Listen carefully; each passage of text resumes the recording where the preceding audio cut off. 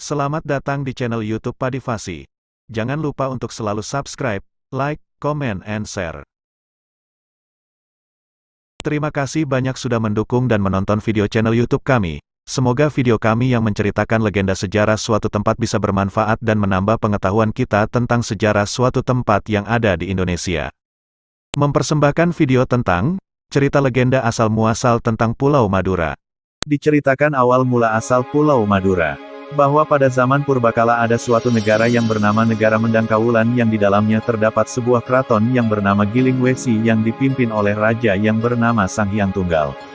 Menurut dugaan orang Madura, tempat tersebut berada di suatu tempat di dekat Gunung Semeru di dekat Puncakala yang bernama Gunung Bromo.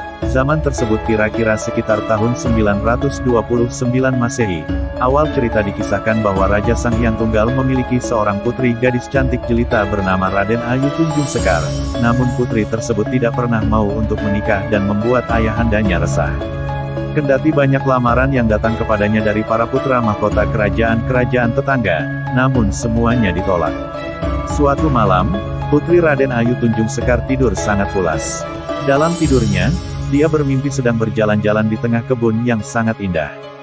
Dari kejauhan, terdengar tembang seorang pangeran yang sangat merdu.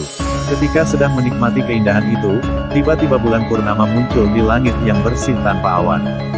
Dia sangat terpesona melihat sinar bulan yang sangat lembut itu. Bulan itu pun turun, makin lama makin rendah. Putri Tunjung Sekar heran, melihat peristiwa itu setelah dekat, hingga bulan itu masuk ke dalam perut Putri Tunjung Sekar. Pada saat itulah, Putri Tunjung Sekar terbangun dari tidurnya. Dia terkejut, kemudian mencoba untuk mengartikan mimpi itu. Beberapa bulan setelah mimpi itu, Putri Tunjung Sekar ternyata hamil. Kejadian ini tentu saja membuat Prabu Sang Hyang Tunggal merasa terpukul dan murka. Dia tidak percaya jika kehamilan putrinya itu diakibatkan karena mimpi.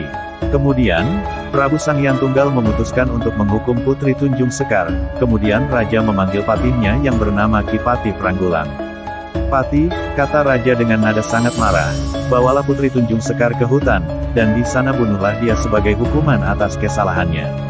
Patih Pranggulang pun berangkat. Setelah berjalan sehari semalam, sampailah mereka di hutan yang sangat lebat yang kebetulan dekat dengan laut.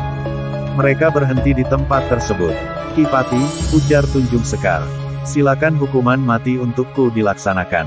Tetapi ingat, kalau Ki Patih tidak bisa membunuhku, berarti aku memang tidak bersalah," sambung Tunjung Sekar.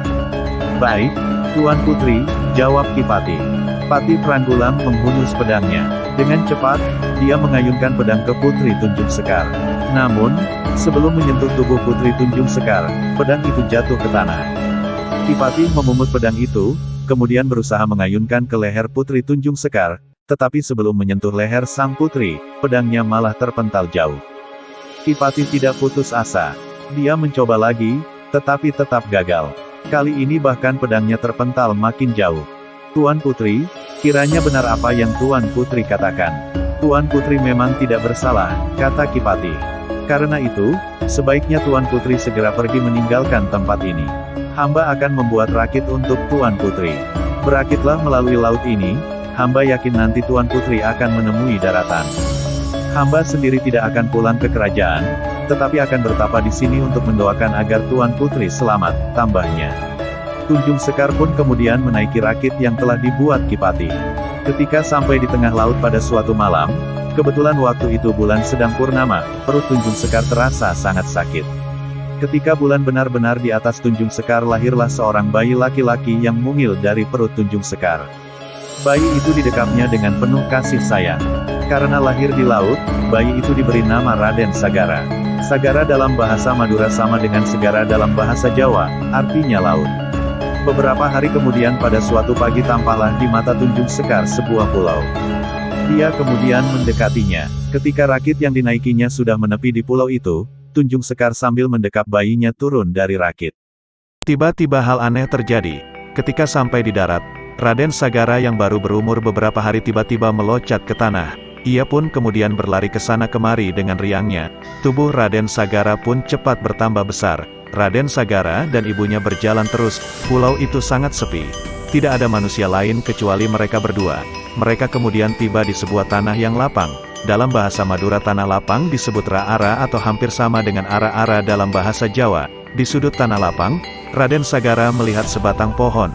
Dia mendekati pohon itu. Di dahan paling rendah ada sarang lebah yang cukup besar. Ketika Raden Sagara mendekat, lebah-lebah bertebangan menjauh, seolah-olah mempersilahkan Raden Sagara untuk mengambil madunya. Diceritakan bahwa sebab inilah pulau ini bernama Madura, yang diambil dari kata madu oro.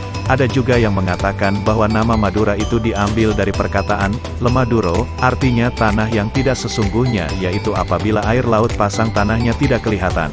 Apabila air laut surut maka tanah akan kelihatan. Dan keluarga tersebut merupakan penduduk pertama di Madura. Sekian cerita legenda tentang asal-muasal nama Pulau Madura. Terima kasih telah menonton video kami sampai selesai. Jangan lupa untuk selalu mendukung channel YouTube kami, dengan menekan tombol subscribe, like, comment, and share, agar channel YouTube kami bisa berkembang dan menceritakan legenda suatu tempat di Indonesia lainnya yang lebih menarik untuk diceritakan.